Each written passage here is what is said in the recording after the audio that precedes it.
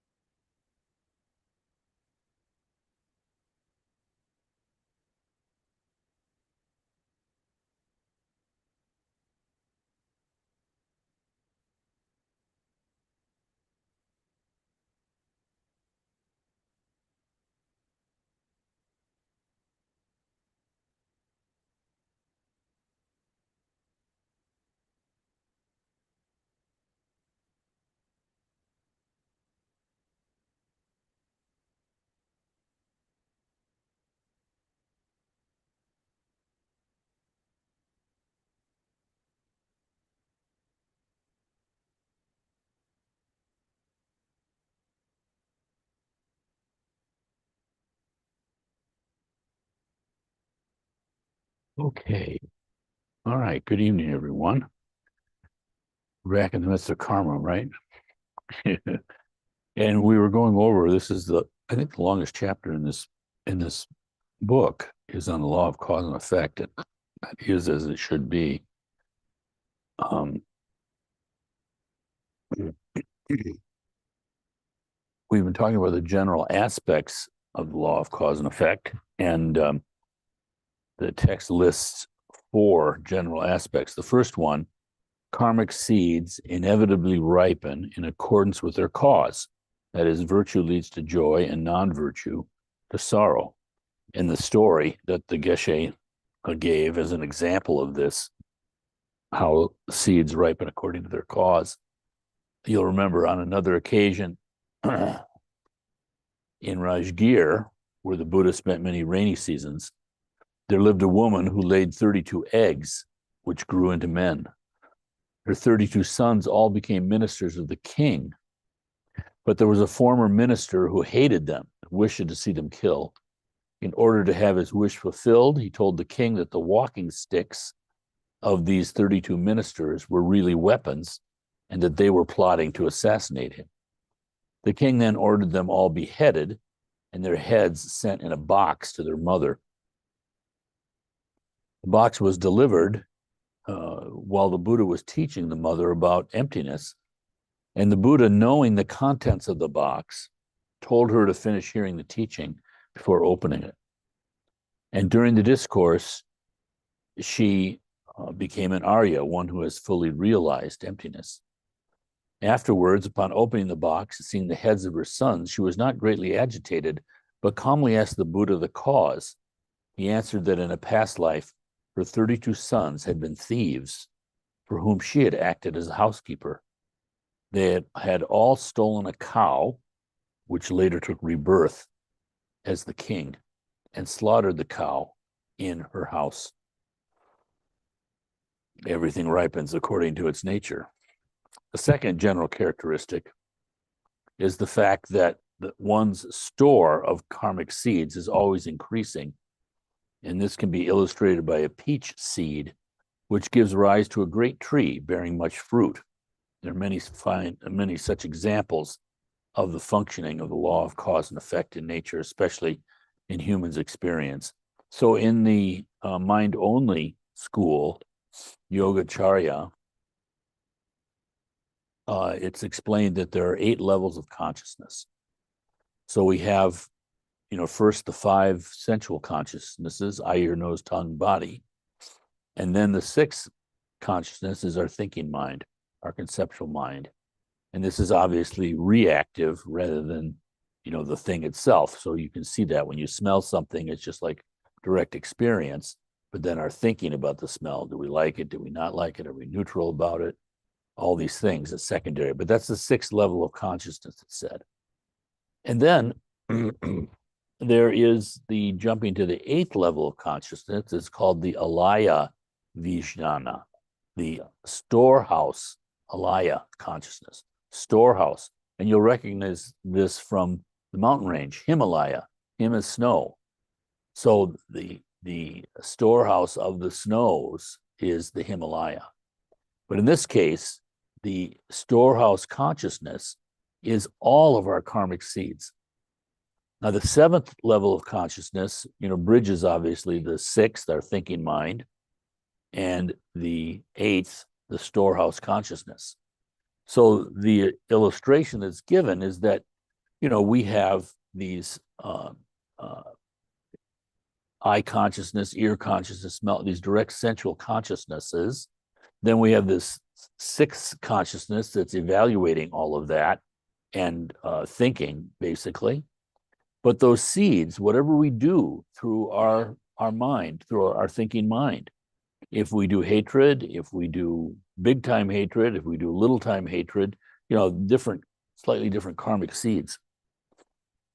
And those seeds are transmitted by the 7th level of consciousness. 7th level is called manas, and it's like a transmission. It's like a transmission belt or something. So these seeds are going from our experience here, and depending how we evaluate them and how we react to them and all of that, we're creating karma. And those potentialities, like little seeds, are then shot up into the alaya consciousness.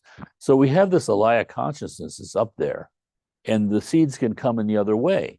They can ripen, so to speak, from the alaya consciousness through the 7th transmission coming into our conscious mind. our thinking mind, our experiential world of appearances. And when the conditions are right, so that's the seed, but you have to have contributing conditions that are right to make it sprout, you might say, or ripen and sprout. So this is very helpful, even just as a structure, to realize that when we're angry, the seed for that anger is in ourselves. It's nowhere else. And the secondary conditions are that jerk who's insulting you, or positive things too, but all the setting of it that allows that karmic seed to ripen, and then we experience it again. And of course, we go through the same process. Then more karmic seeds are going up, depending how we react with that. So it can be very helpful, just in an intellectual way, to know that, because normally what do we think? We think the causes of our anger are outer things. This is the mistake of samsara. We're just upside down all the time. So we think all the secondary conditions are the thing. But even if you got rid of all those secondary conditions, you still have that seed. But of course, if there was no way for it to ripen, but this is sort of beyond our control, the conditions. We have to work with the seed. That's the only thing that we can really do effectively. The whole world is running around, like Shantideva says, trying to cover the earth with leather. We're barefoot right now, and we see we're confronted with a world with thorns. And what do? Well, you can either try to cover the whole world with leather, which is trying to eliminate all the contributing causes, potential contributing causes, or you can deal with the cause, which, as Shantideva says, is putting on a pair of sandals. And then it's as if the whole world is covered leather, and you're no longer harmed by thorns. Of course, the difference is that one is actually doable and the other isn't. But the world is spending all its time basically on things that are guaranteed not to work. And this is the nature of samsara. It's really a tragedy. So they have another story for this one, the way that seeds create more and more seeds. The Indian Pandit Atisha noticed that the Tibetans were careful to restrain themselves from major non-virtuous acts, but not from minor ones. He advised them to be heedful of these as well, for they also would have their effects. Whatever act one commits against another living being must later be experienced by oneself. If children could just have that one teaching, if we really, with confidence adopted that teaching, that whatever we're doing to other sentient beings, it's going to be done to us. One action, virtuous or non-virtuous, may have effects lasting for many years. With any act of giving, one's motivation is of primary importance. When offering such a thing as a mandala, that is, offering the whole universe while holding only a handful of grain, full use of one's imagination is essential.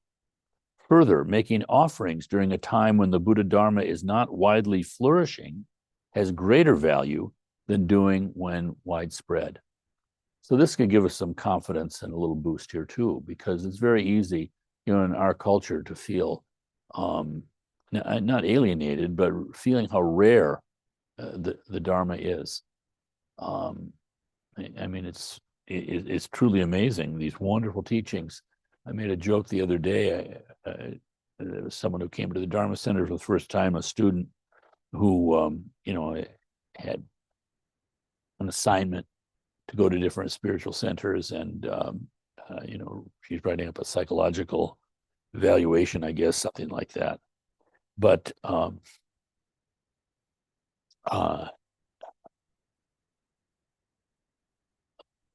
mentioned to her, I was telling her a little bit about Garchen Rinpoche and, the kind of experience he's had. I don't mean spiritual experience, I mean his life story, like you can see in the movie. And told him it's just amazing. This really is one of the great figures of modern Tibetan Buddhism, no doubt about it. Tremendous respect, tremendous realization. Really, I think one of the great beings in the world. You might think of it that way if you like. But we would bring him here, and you have 100 people show up.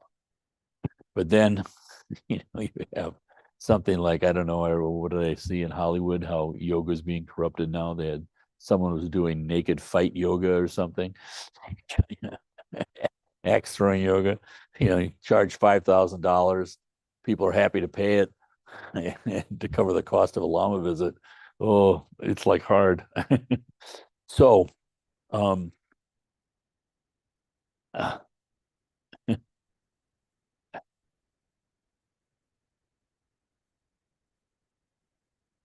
motivation. Yeah. With any act of giving, one's motivation is of primary importance. And making offerings during a time when the Buddha Dharma is not widely flourishing has greater value than when it is widespread. There was once a young bride who, with very pure motivation, gave alms to the Buddha.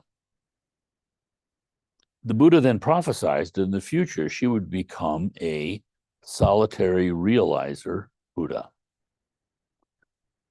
Pratyeka Buddha is the Sanskrit, solitary realizer. These practitioners are said to practice alone, like the rhinoceros says, in a solitary way in the forest by themselves. And they come to a realization of emptiness of self, partial realization of the emptiness of a phenomenon. But nonetheless, and they don't teach. So he said, then prophesied in the future, she would become a solitary realizer Buddha and foretold when this would happen. Her Brahmin priest was skeptical and asked the Buddha why he should thus lie and make such a great prophecy in return for a minor act of giving. The Buddha then pointed to a tree and replied that just as a great tree grows from a small seed, so it is with karma and its fruit. Another story. Once a very poor couple wished to make offerings to Buddha, so they saved firewood, exchanged it for gold dust, and gave this as an offering. In their next lives, they were born into wealthy families, and from the well in the man's garden, there flowed gold. Although they had such wealth, the man attained arhatship in that life. Illustrating the importance of imagination, there was once a young child who offered a handful of dust to the Buddha, wishing and imagining it were gold. And subsequently, he took birth as the great Indian king Ashoka. Simply by living in accordance with the law of cause and effect, one can attain happiness and ultimate liberation. This teaching is very difficult to understand, for one has no concrete examples from one's own experience, and therefore one needs to develop faith in the Buddha and the Dharma. There are three general levels or types of understanding. The first is understanding of that which is obvious to the sense organs, that is directly perceived. Second is understanding which relies on reasoning and logic. To this category belong, for example, the subjects of impermanence, emptiness, and the 12 links of interdependent origination. The final type is the understanding which is attained only by those with perfect wisdom, that is, the Buddha's full understanding of the law of cause and effect falls into this category. Having such understanding, one is able to determine the causes of any condition, no matter how many eons ago they were produced. Of course, this is just like mind-boggling, And of course, that's so much trouble for us because, we don't see cause and effect fully. And therefore, it's hard to have ultimate faith in it. And therefore, there's always kind of an excuse for our self-clinging. Maybe it had nothing to do with me. Maybe it was just something else that I can deal with that doesn't really challenge your deepest assumptions of yourself. Another story. There was once a monk living in a cave in front of which grew a tree. Whenever he left or re-entered this cave, the tree stood in his way. One day, out of anger, he cut it down, knowing that this act was against the Vinaya rules for monks. The Buddha prohibited monks from killing plants. For although plants do not have a stream of consciousness, as do all animals, this act would harm the animals that rely on plants for food and lodging. In his next life, the monk was born as a Naga with a tree growing out of his head. And whenever the wind blew, he was tormented with pain. Ooh. He is destined to remain in this state until the coming of Maitreya Buddha. The severity of the karmic result in this case was due to the fact that the monk deliberately broke one of his vows. So again, it's said that the karmic effect of things, there are different aspects to any act.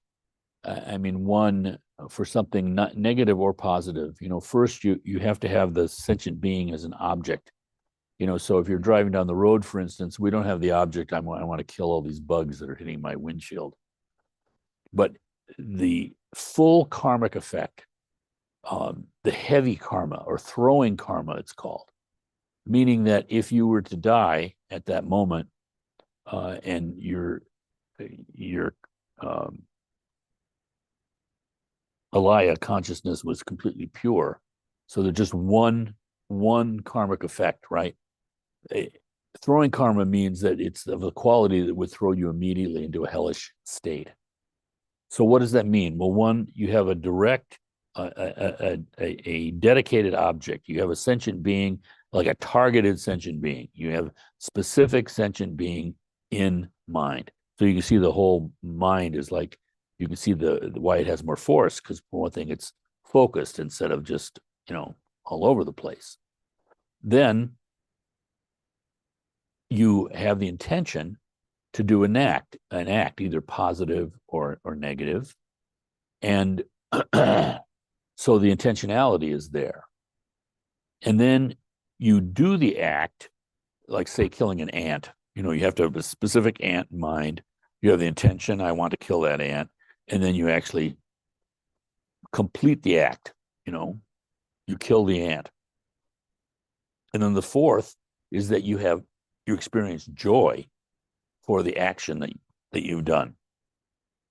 So that creates a throwing karma.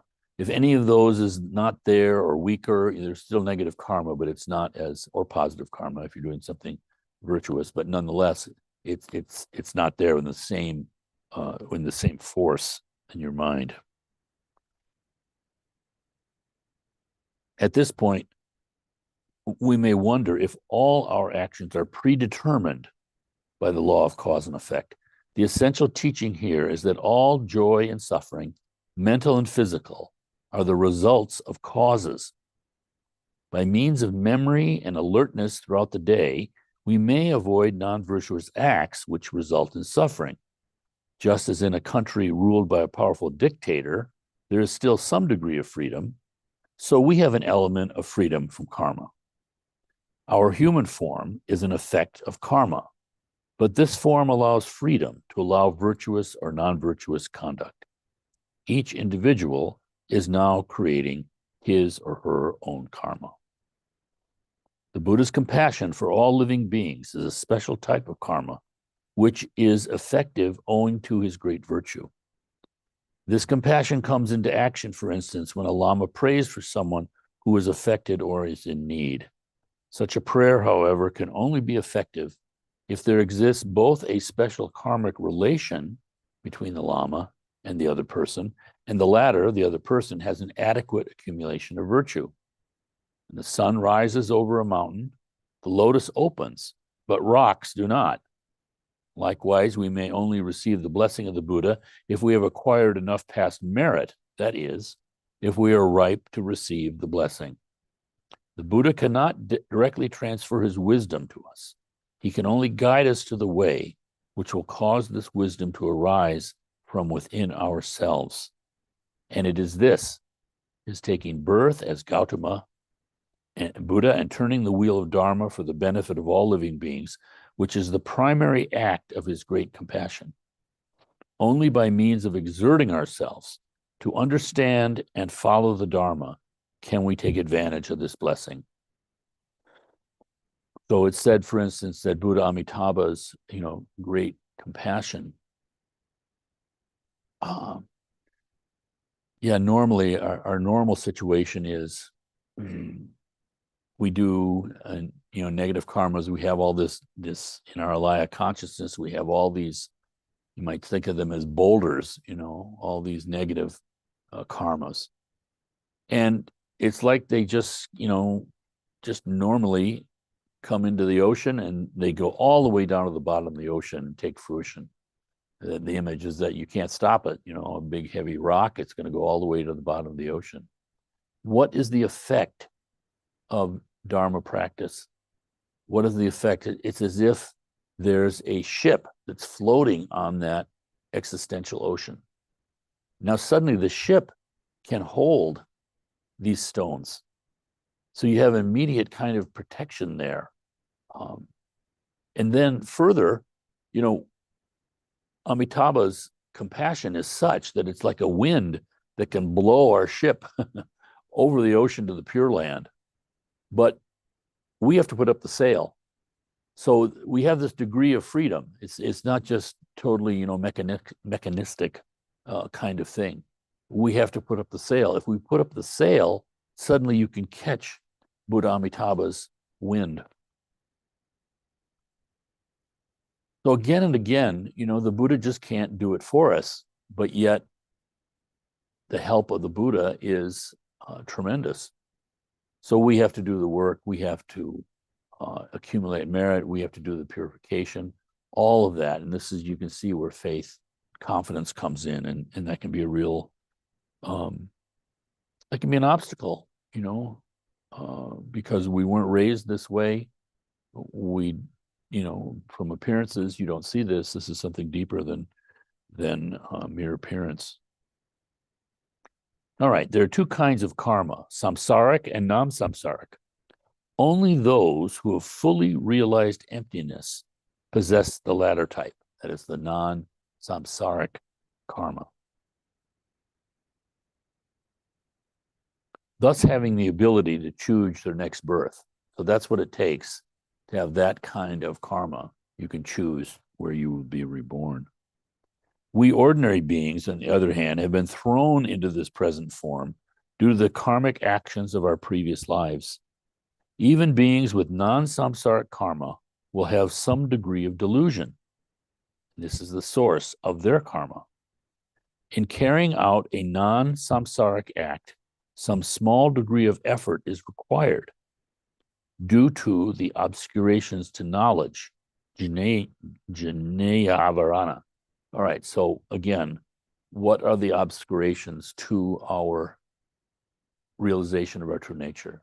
They're the klesha avaranas. These are the emotional obstacles, the poisons, the afflictions. We call them various things, greed, anger, delusion, jealousy, envy, all of these things. Those are the kleshas, klesha avaranas. But then there's the jnana avaranas, the obstacles, he calls it, obscurations to knowledge. And what are those? They're like the residue of all this stuff we do with the kleshas. There's this like tone or something. It's like seemingly the reality of the kleshas. So we have the harshness of the actual action itself, the experience of anger, experience of hatred, but that's within like a subtle context, which is the mind that thinks all of this is real, that gives such credence to that affliction. And those are the obscurations to knowledge, to vast knowledge. These are like the 7th, 8th, 9th, and 10th level, I think, of the bodhisattva levels, bodhisattva bhumis. You've heard me tell this example that they give of the obscurations to knowledge. It's like there's a sandalwood box, and there's a cloth that's been saturated in perfume and has been in that sandalwood box for a long, long time. That cloth, that gross cloth, is the kleshas, symbolizes the kleshas. The afflictions are, emotionals, and you can take that out with purification. And when it's out, though, the smell lingers. the lingering smell is the obscurations of knowledge, very high state of realization. He calls them instinctive kleshas. That's interesting. In carrying out a non-samsaric act, some small degree of effort is required due to the obscurations to knowledge or instinctive kleshas.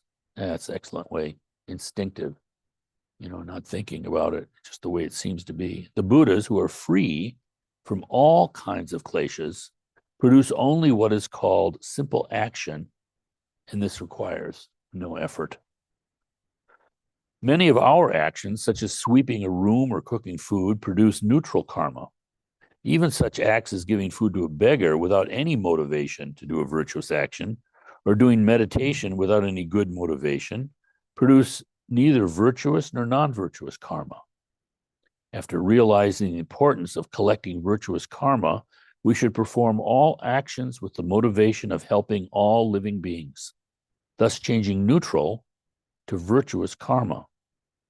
Further, when we are about to enter a situation in which we will probably be tempted to act non-virtuously, we should prepare ourselves beforehand for any such temptation or problem. When alone, we must be especially aware of our thoughts. When with people, we should watch our speech. The Buddha taught that when a monk enters a village to collect alms, he should keep his head bowed, not letting his gaze wander, and should involve himself only in contemplation. Doing so leads to an end of both non-virtuous and neutral karma. Okay, so that was the second general aspect of karma, that even a seed results in 1,000 more seeds. The third is, if a certain cause is not produced, its result will not be experienced. And he discusses it here. The third characteristic of karma is that if we do not produce a certain kind of karma, we shall not experience its result. Contemplation of the law of cause and effect is subtle and not something that reason can entirely understand. So it is helpful to contemplate examples from the past. A sutra dealing specifically with this aspect of karma, and then he puts it in the when they write Tibetan with each letter written down, all those silent consonants, I won't even try to say it. I don't know the name of the sutra. Okay. But here's the story. A king once commanded all his subjects to throw dust at monks whenever they came to beg alms, and not to give them food. All his subjects, except 2 ministers who objected to his command and did not comply, did as they were told. Sometime later, a dust storm buried the king's city, killing all the inhabitants except for the 2 ministers who were able to escape. These vivid stories, it's, I think the teaching is, just always been so amazed at the skill of, Dharma teachers. All these examples, forever, they've been so honed after centuries. Even in extremely dangerous situations, such as a car accident, if we have not collected the appropriate karma, we will not be harmed. Examples of this are car accidents in which most of the passengers are killed, while others are seemingly miraculously left unscathed. You see these examples, these people that fall out of airplanes and survive. It's always so completely inconceivable to me.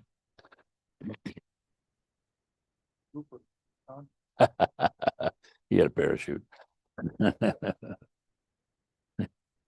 A final illustration of this third characteristic of law of cause and effect is the account of a burning palace within which 100 women Aryas were 100 women Aryas and a maid. By means of their miraculous powers, the Aryas all rose into the sky above the palace and sought the cause of the situation. They discovered that in a previous life, all of them, together with the maid, had come upon a hut, which, unknown to them, contained an arhat. All but the maid, who objected, had burned down the hut, killing the arhat. Having learned this, The Aryas all descended to the palace and were killed. Only the maid escaped. You see how outer appearances you don't really know. You know, you would think normally the arhats would be the ones who would have the more fortunate karma in that situation. But again, a single act has an effect. Now, the final characteristic, the fourth of the general law of cause and effect, general aspects of cause and effect, is the inevitable ripening of stored karmic seeds. There are many examples in the sutras concerning events which were caused by a karmic seed planted eons before. One of these is the account of Madhgalyayana, one of Shakyamuni's two main disciples, receiving a terrible beating because in a previous life, countless ages before, he had abused his mother. Through contemplating especially these latter two aspects of karma, we should come to the firm decision to apply the four opponent powers whenever kleshas arise, and never to let anger overcome our virtue. Of all the kleshas, anger is the most harmful, for it overcomes all virtue and leads to other kleshas. Like a dire disease, it temporarily takes over the mind, and we lose all control. Thus, the practice of patience is especially important for beginners in following the Dharma. These four characteristics of karma should be made the subject of close contemplation, for without this, learning about them would be like quickly reading through piles of books. We would have little initiative to live in accordance with the law of cause and effect. Whenever studying or contemplating any aspect of the Dharma, our motivation should be bodhicitta, with a determination to attain enlightenment in order to leave all living beings from their sorrows. Such motivation aids the growth of understanding, aids the growth of love and compassion for all beings. It is essential that there be correct motivation on the part of both the teacher and the disciple, the former teaching with no expectation or hope of receiving anything in return, not even gratitude. There are three interfering states of mind to be abandoned by the disciple. The first is having a mind like an upside-down pot, that is, not listening to the teacher's explanations of the Dharma. The second is listening to a discourse with a mind like a dirty pot, that is, defiled by preconception, prejudice, or wrong motivations. The nectar of the Dharma, though pure and nourishing, is poisoned by our own defilements. And the third is listening to the teacher with a mind like a leaking pot, immediately forgetting all that is heard. These three states of mind must be abandoned when receiving any teaching. When listening to a discourse specifically on the Dharma, it is important to cultivate the following 6 attitudes. First, thinking of ourselves as sick people in need of help. This should not be difficult, for we truly experience terrible pains, such as those of anger and unfulfilled desire, due to the sickness of our kleshas. It's an interesting attitude here, I think. The idea we never think of anger as being a pain. But if you come to understand that these kleshas not only are poison that lead to negative karma and are at the root of all of our suffering, the active ingredient, so to speak, the conveyor belt, but to think of anger itself as being pain, I think is helpful. All right, so that's thinking of ourselves as sick people in the need of help. 2 of these 6 attitudes. The second is thinking of the Dharma as the medicine. 3, thinking of our teacher as the doctor. 4, regarding all Buddhas as supreme beings and thus as reliable sources of knowledge.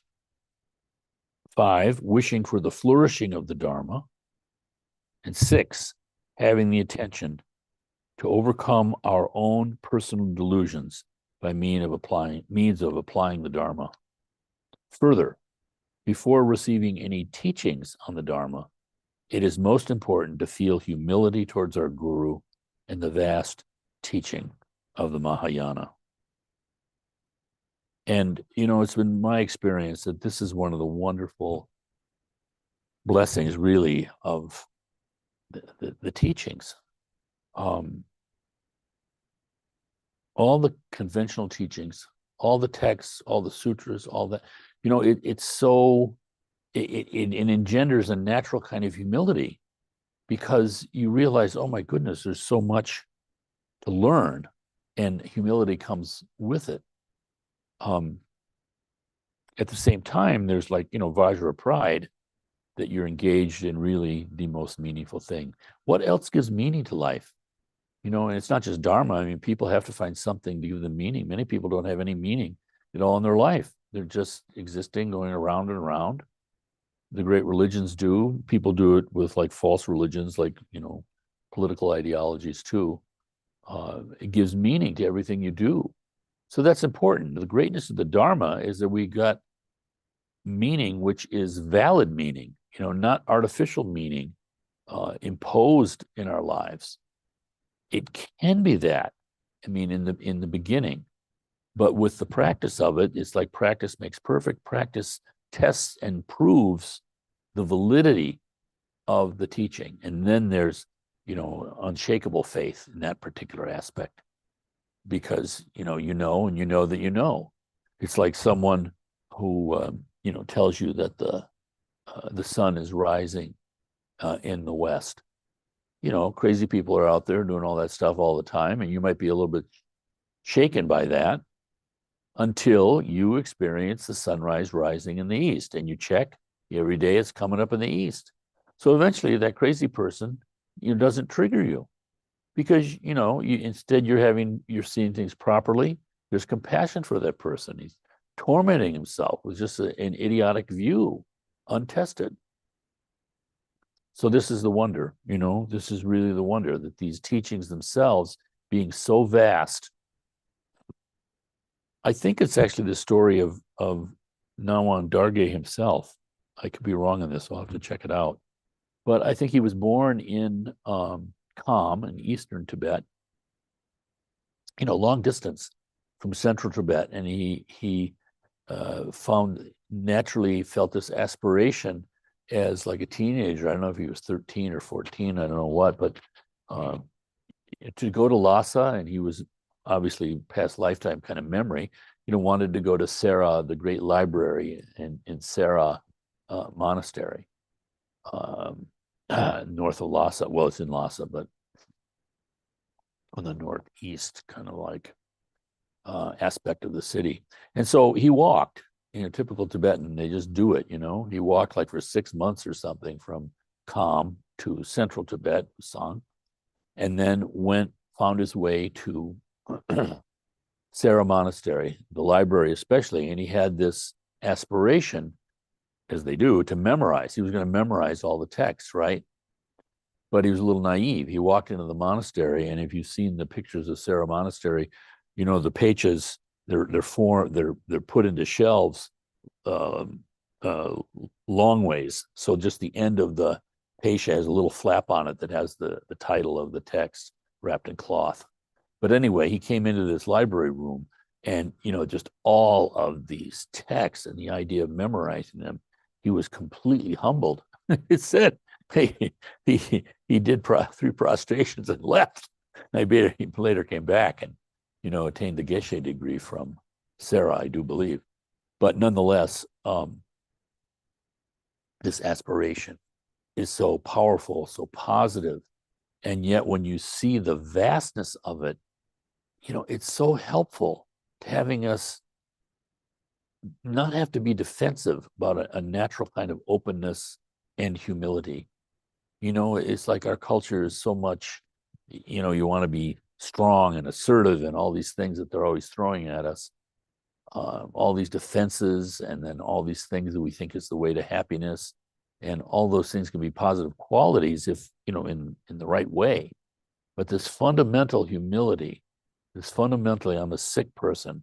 I need medicine, and Dharma is the medicine. If one has the extremely fortunate belief, and even if there's just like, intellectual questioning, like maybe there's something good here, you can't come across the Dharma except for extremely positive causes and conditions. So here, for instance, we're trying to create the conditions that allow that kind of a karmic seed to ripen, even mysteriously, for someone that walks in the street. They don't know anything from anything. But that basic humility is so value. It's the open mind, the mind that wants to learn. And then, of course, it goes first to our own liberation, our own happiness, and then really our own self-liberation. But then as we learn, going through this path, this great thought to liberate all sentient beings. It's just vaster than vast. But all of that helps, when you see all these texts, when you hear, I get that feeling of, reading Gartner Rinpoche's book on Vajrakalaya. You see just this incredible outflowing of knowledge and experience.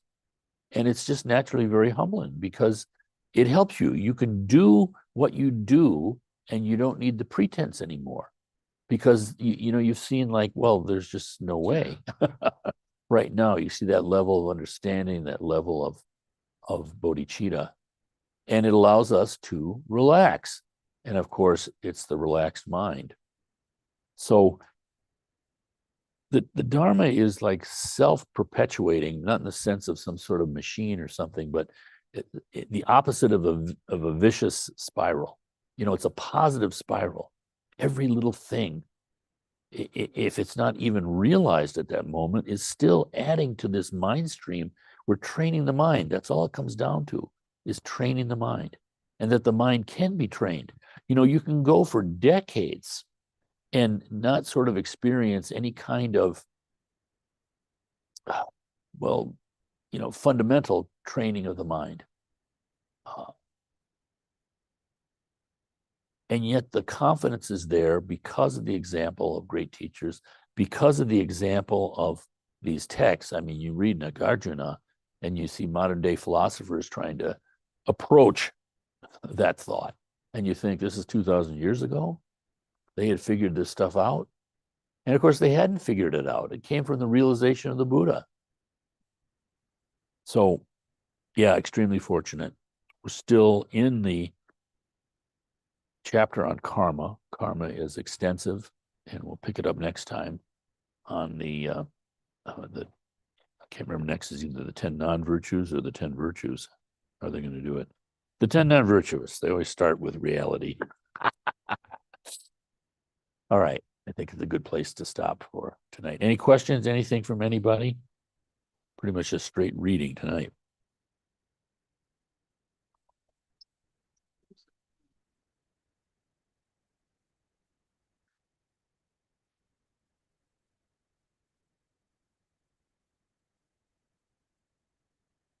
Uh-huh.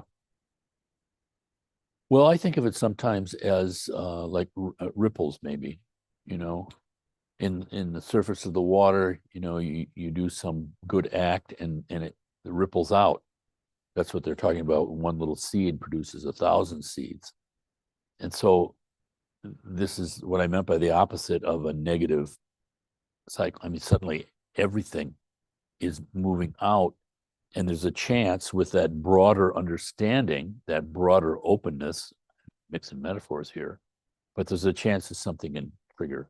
And it can be like hearing the song of a bird. It doesn't have to be anything that's like conceptual at all.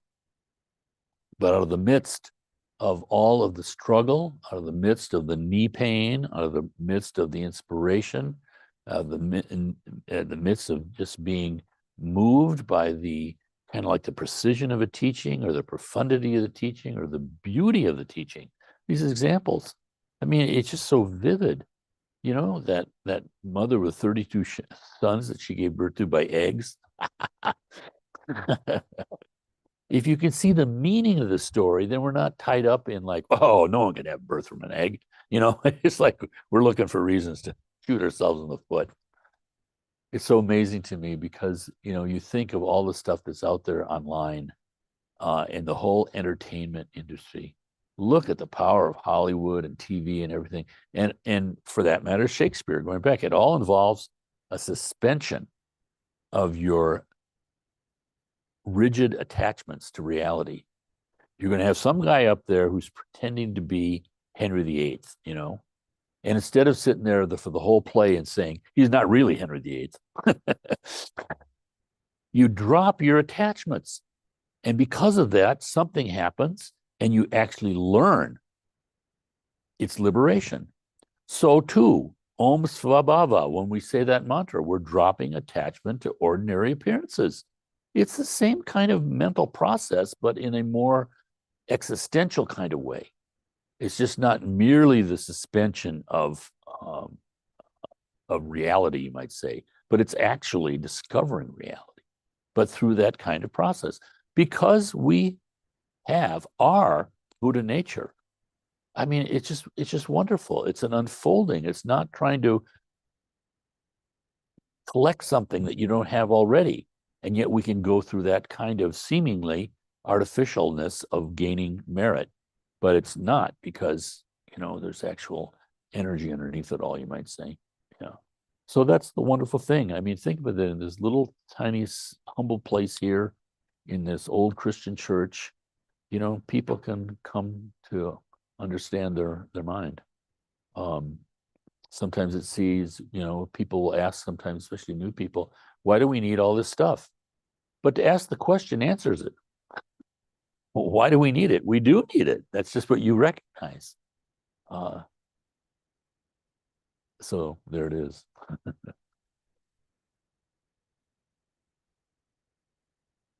Uh-huh. No, it's the same process. Yeah. Is Trump are recognizing that if you don't have that fundamental humility, openness, if you're using spiritual forms that we label spiritual just as a means to kind of dress yourself and establish the separation of your specialness of your ego, that's materialism itself. And he was very smart, I think, at saying materialism isn't just you know, wanting to have all the money and all the fame and all of that. It can also be, the flip side is wanting to be the great ascetic. The flip side is wanting to be thought of as a great spiritual person. And then you have all these outer things. You're still clinging. The process is still clinging instead of this process of humility. And I'm a sick person. I need medicine. That's such a wonderful image, you know, the Buddha as a great physician. He's called that sometimes, the great physician. And you think about it, you know, you're in the hospital, you're sick, the doctor comes in, you're not expecting or wanting the doctor to do anything other than just make you better. And you're open, and you're not going to say, you know, you have a mustache, go away. I mean, it's like, I don't like mustaches.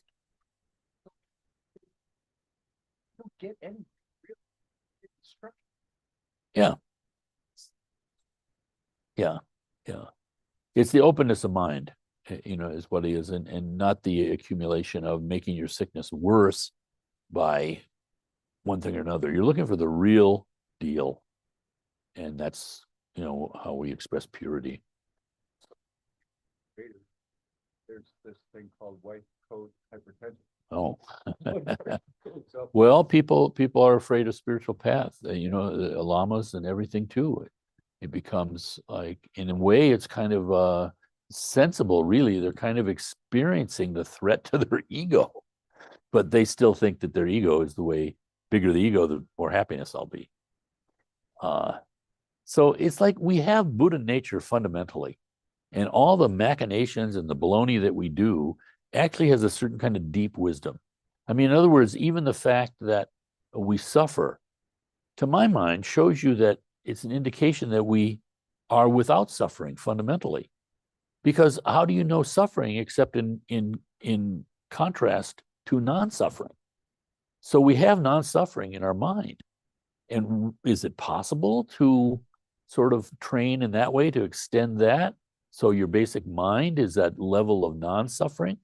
You know, these are all kind of unconscious things that we do without thinking about it. It's like when someone is too hard on their child. They're wanting the child to be happy.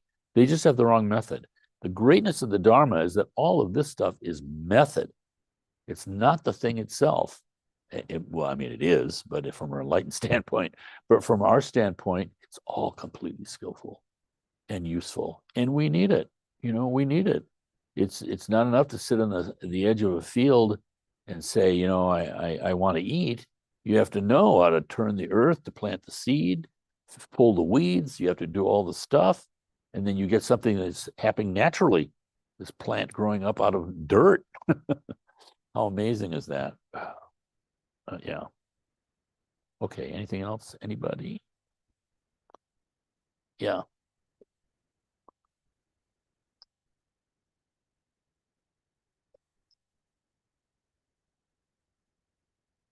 So this teaching here about the samsaric and non-samsaric karma, I've never heard that or read that. So that was interesting. Maybe you could talk a little bit about that. But my question is, when they say those who have fully realized shunyata possess the latter type, Yeah. the non-samsaric karma, thus having the ability to choose their next birth. So does that mean, is that what they mean when they talk about the end of the cycle of birth and death?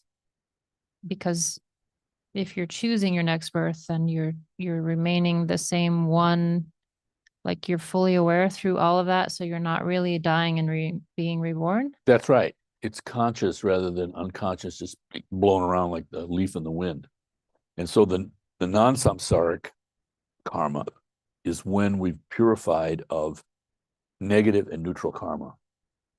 So this is Nirmanakaya. This is, like the skillfulness of the great teacher. They're able to do stuff. It's not just, this is, I think, one of the great results of Buddha's realization, because at his time, the idea is that a realized teacher was like completely apart, so to speak. You just want to be in their presence, but they weren't doing anything. It was just pure devotion, like. But this is the nature of compassion, that it's completely involved. It's not the rejection of appearances, but suddenly you're able to use them completely skillfully. And so when it's not unconscious rebirth, as long as there's negative seeds, we're reacting. What do we do with them? We run after some, we run away from some. And so that is the wheel of birth and death. Whereas when that's not there, you can still you still are aware of it, because he says it's like a little stain. Garambache has said for a Nirmanakaya to take birth in this realm, they're stained. And in the end of the Amitayas Sutra, all these other Buddhas in these different Pure Lands are praising Buddha Shakyamuni, because they said, we're in a Pure Land, everything is just like smooth, easy, hunky-dory. But Shakyamuni went to this impure realm, the Saha world, to teach the Dharma. And that is a great accomplishment. So similarly for us, the non-samsaric karma is when the neutral karmas are gone, the negative karmas, just positive karma left. So there's still this kind of, distinction, you might say. Certainly not unconscious, but can be completely skillful and useful. I told this woman that I had lunch with yesterday, the student was interested, about this experience with Lama Tarchin, where this is, very simple example, but it shows you, because the timing has to be right. With the negative karmas are gone, when it's just positive karmas left, the non-samsaric karmas, it's this awareness of the right moment also, because it's not just, conceptually just repeating something. So that first, Vajrakalaya retreat that I went to, Lama Tarchin had a 1 month retreat, and the first 10 days, I think, were Vajrakalaya, and the rest of it was Nundro. So we had a group of like 30 people, and it was on Ati Ling, this raw land in Napa Valley, and it was full of paths and stuff, but dust, and there was poison oak everywhere, and it was in the dust, so everybody was getting. So Lama Tarchin, the mudras, the hand prayers, he said, this is the mudra of Ati Ling. All right, so There was one person at the retreat. We were sitting in, cinder blocks with planks on top, and your page. And this is my first kind of experience of practice. And I just trying to read the Tibetan. And again, I was coming from like Western Zen, where there's no talking, there's no, no one's moving. I mean, it's like eyes down, no color, all of this, and there are reasons for that, and they're blessed reasons, but nonetheless. But I'm in this tantric thing in a yurt, with all these people who I didn't know. And at some point in this, I think it was the soak offering. Anyway, all the instruments came out. This just cacophony of sound and everything. And the guy in front of me, in the front row in front of me, stood up and he pulled out from underneath his a giant crystal. And he was looking at Lama Tarchin through the crystal, And I'm thinking to myself, I'm in here with a bunch of lunatics. Is there a door to this yurt? How do I get out of here? And of course, he was very enthusiastic because he was looking at the Lama through this, and he was wearing sweatpants, and his sweatpants fell down, and he was giving the practitioners the great blessing that he didn't bother to wear any underwear. So I had these hams 12 inches away from my face because I wasn't standing up. I was still sitting down. All right. So So I'm thinking, well, only 29 days to go. So we got through Vajrakalaya, but then it was Nundro. And Nundro, is more, we're doing this part, prostrations, we're doing mandala offering, all this stuff. And people were walking around different sections, different parts of the place where we'd go, and he'd give teachings and that. And he was giving teachings on prostrations and refuge. And noticed that everyone was kind of together. The Lama was in front teaching, but the fellow who had been looking through the crystal was just apart. He was just over there. And he had been like because he had this personality that just caused people to reject him, he was very socially ill at ease. And I found out he was a scientist at the Rockefeller Institute in Manhattan. My experience with the Rockefeller Institute had been indirect, but there was a Chinese student at Dartmouth when I was there. And he took nothing but physics and chemistry and math. And of course, when it came time to graduate, he didn't have the necessary, you have to have this range of different things. Like, for instance, he didn't do the swimming test. And so they're telling him, you're not going to graduate and unless you do the swimming test. And I don't know, there's some other course in basket weaving or something, whatever it was. And he just wouldn't do it. But he was so brilliant that he went without a degree into the Rockefeller Institute. Particle physics or something, something like this. Well, so Paul was like that. He was this brilliant guy, but socially just completely ill at ease and didn't know. And now, people practicing are not enlightened, and then they had just sort of made him like over there by himself. And so in the midst of this teaching Lama Tarchin's giving, he suddenly looks at Paul and says, "Oh, you want to be Bodhisattva?" And Paul said, "Well, what do I have to do?" Lama Tarchin said, "Much poison oak around here. I want you to get a little plastic bucket, you get a little shovel, and you walk around with that all the time. And every time you see poison oak near the path, you dig it up." And I thought to myself, here I am, Mr. East Coast cynic, I thought, oh, what is this? This is just like, this isn't Dharma. This is just like, feel good, or, I was just like completely negative mind. Right. Well, for the rest of the month, Paul took this on completely enthusiastically, naturally, spontaneously. You'd see him out of the corner of your eye, off in the corner, throwing himself down, digging up with great gusto this poison oak. But that has to be done at the right time. If I had said that to that guy, it wouldn't have worked. And Lama Tarchin, I mean, this is like halfway through. So there was 2 weeks of him being excluded. So it was just ripe. It was just the ripe moment.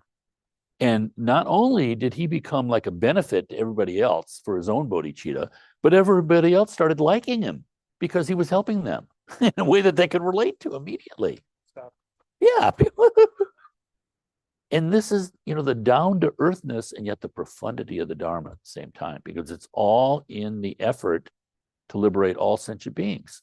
He wasn't just doing something you do at YMCA camp or something. It had this great purpose, and he had extreme intelligence. So you know that he knew when they talked about bodhicitta, he was listening. So that's, the non-samsaric karma. The teacher can do that. That was a year later. Story for next time. Go ahead, Stephanie.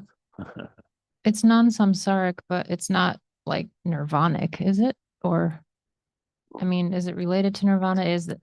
Yeah. Is that different from the state of nirvana, being this able to choose your next birth? Is Yeah. that full, complete enlightenment? Yeah, I don't know where the lines are drawn there. I always get a little confused with nirvana. Yeah. Maybe I was taught wrong in the first place. Because there's nirvana and then there's nirvana with a capital N. Right. So they have all these Yeah. different ways of understanding the profundity of it. But certainly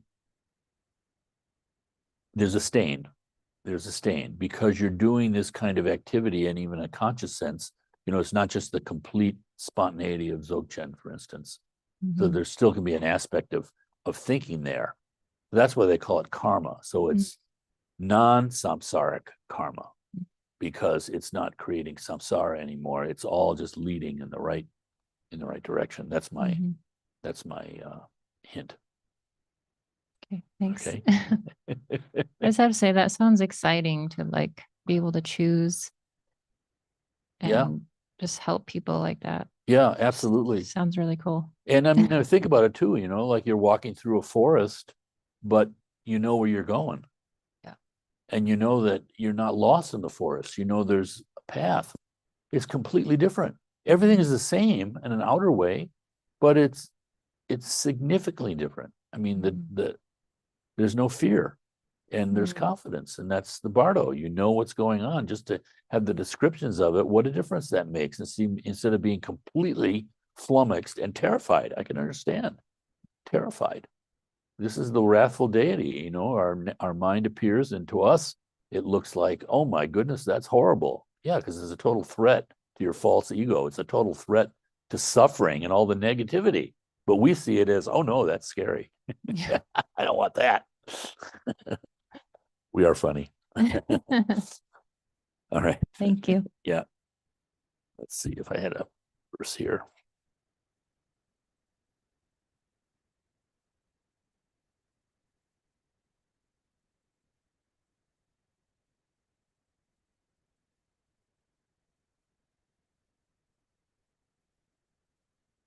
Never produced phenomenon are the state of Tathagata. All things are like the Sugata, those of childlike intelligence who believe in substantiality are involved in the world with things which do not exist. When you turn the wheel of the Dharma, protector of the world, you teach that all things from the very first are peace. They have never come into being. They are natural nirvana. May every last one be free. Svaha. Okay. Yeah, thank you all. Thank you all.